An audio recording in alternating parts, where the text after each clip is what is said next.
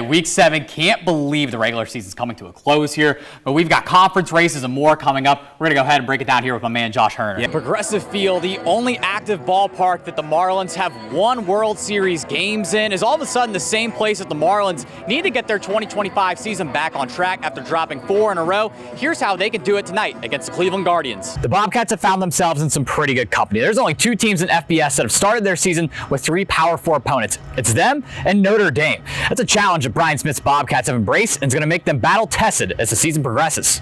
Yeah, I mean, you said it best. The FAC is just unbelievably electric this year. Last year, it was just Jackson and Miami at the top. It was a 2-horse race. This year, the conference is so deep, top to bottom. Chillicothe and Washington Courthouse both are vying for a potential to maybe compete for that top spot in the FAC, and they're both led by first-year head coaches doing it. Sunny Orlando, Florida in late December. Doesn't get better than this at this time of year. We're here at Universal Studios getting ready to preview Ohio and Jacksonville State in the Staff DNA Cure Bowl. For this year's matchup, I'm Grant Kiefer, Guy Andrew Bowlby alongside me for our final football preview this year. And it comes with some major news for the Ohio Bobcats. A new head coach, Brian Smith, takes over as head coach for the Bobcats. At last, it was time for shoot around, where Coach Mike really brings the energy. Let's go, big dog! Can you just talk to me a little bit about offensive line technique? I think a lot of our viewers know offensive linemen as the really big, just tall guys to protect the quarterback. Just what really goes into it that the average fan might not see? You got an opportunity at a pretty historic program, too. I mean, Chillicothe football's been around for over 100 years, and, really historically great program. Last couple of years haven't really gone according to plan. You've put a big emphasis so far on a culture change. How has that looked in your eyes? Score probably the most famous goal in this program's history. Not many people could say they were on SportsCenter top 10. What was that experience like? So it'll be good to have him around. When's the last time you were his coach? Oh, man. Growing up, I was always gone, so I couldn't really coach him. Miami, Trace, and Jackson have been at the forefront of the FAC the past couple of seasons, and they're shaping up to square off for the league title once again. Let's flash it back to last season. Both teams were having phenomenal seasons entering their Week 8 matchup with a combined 11 wins. Jackson won that one 43-27, taking the FAC title for the 4th straight season. While last year's edition of the rivalry was at Jackson, Miami Trace's seniors have revenge on their minds at their place this season. I think that's really big for us. I think there's always such thing as a home field advantage. I mean, you got a big section of fans for you. I mean, just them bringing energy helps you almost bring the energy, and then just being at home, you don't have to sit on a long bus ride. It's nice. Just kind of relax all day and get prepared for mentally and physically for the game. Key players like Trey Robinett and Nolan Johnson have graduated, but both teams returned plenty of talent from last season. For Andy Hall's Jackson Ironmen, their key returners are going to be battling a tough non-league schedule featuring a Division I team and a pair of Division V state title contenders who will prepare the Ironmen for when the Panthers come around on the schedule.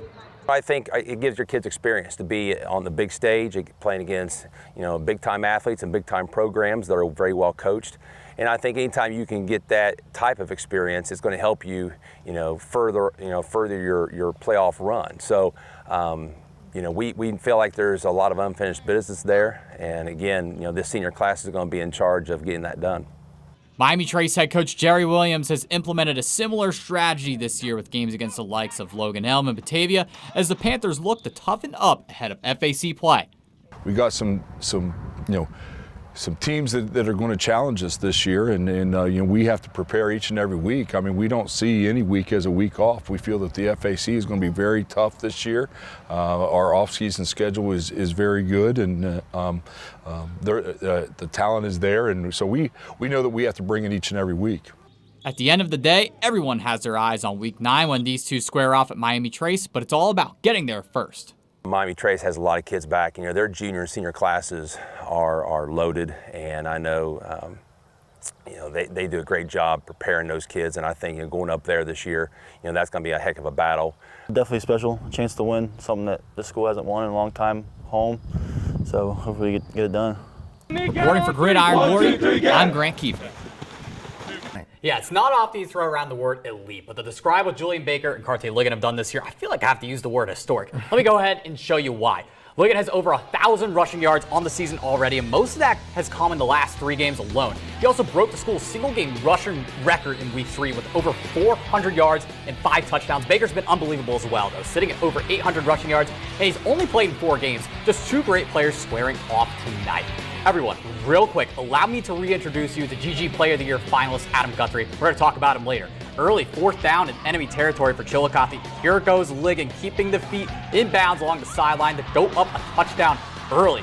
Now the Cavs, they get the ball back on an INT.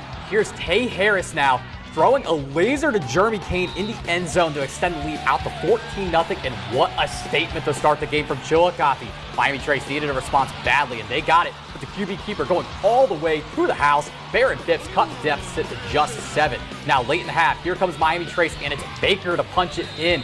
Took the refs a second, but they roll it a TD, and we are all square. The Panthers get the ball out of half and take it downfield. Whoa!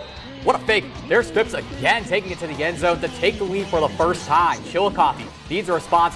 Who else to do it but number 18? It's Ligon again, taking it to the house. What a response. Miami Trace, they're undaunted though. The Panthers drive down the field to take the lead. They go on to win this one, 35-21.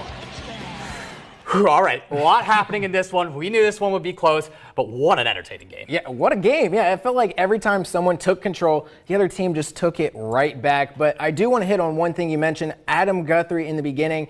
And the theme of this one was running the ball. Did anything stand out to you from those O-lines? Yeah, they did. Guthrie and Chillicothe's Hunter Rutherford are their line's anchors. Both have massive frames at over 6'6", both over 300 pounds as well. You can see some of the pancakes here. They make the lives of their running backs easy. Yeah, especially for Baker, whose team got its 6th straight win and stays undefeated. What got them over the hump, especially after that slower start? Yeah, while the Panthers struggled early, they threw everything at Chillicothe, including Guthrie getting defensive stabs here at defensive tackle. But Miami Trace took control by opening up their playbook. We saw a lot of QB keepers with Phipps, and they threw at the Baker downfield more than usual. This play right here to set up the go-ahead score really gave the Panthers all the momentum back that they needed.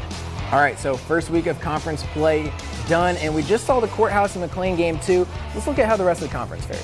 Yeah, what a thriller at McLean, like you said, and then Jackson handled business at Hillsborough tonight, winning 56-21. That's their 12th straight conference opener win. All right, I've got good news. There's 4 more weeks of this event in the FAC. Every week there's playoff implications. Buckle up.